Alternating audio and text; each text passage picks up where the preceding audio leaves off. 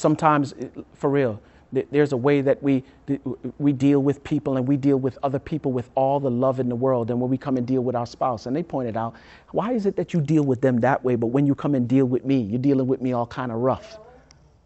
And here's the funny thing. It wasn't even mine or her intention for us to deal with each other kind of rough. It's funny. We're careful with other people. Oh, come on, somebody.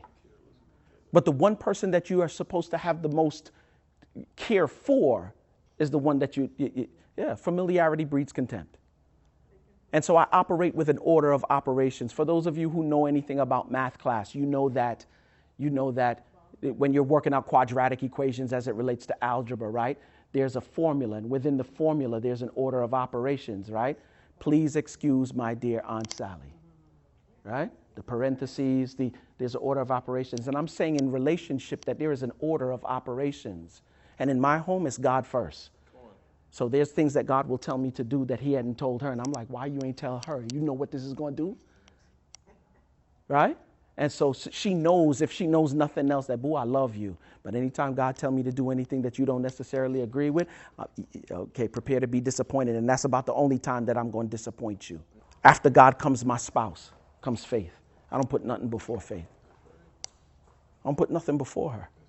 And people will say, well, where do you come into all of this? If you're putting God first and you're putting her second, what I realize about how God works is that when you take care of his front end, he takes care of your back end. So in essence, when I'm taking care of her, I'm taking care of his business. So he automatically puts me first and takes care of my business.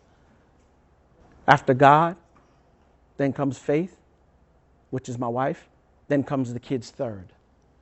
Let me tell y'all something. Some of us are driving your marriages to divorce as it relates to your children because you're holding your children with a higher esteem that you hold your spouse.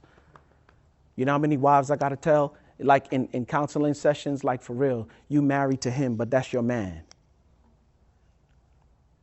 And they don't like it when I say it, but I'm like, yo, I'm going to help you out. And even if you don't come back to me for coaching, I'm telling you right now that you're married to him, but you're making your son your man. And the only person who don't know you doing it is you. Spouse is next. Kids come third, and then anything else after that. Healthy boundaries is a must.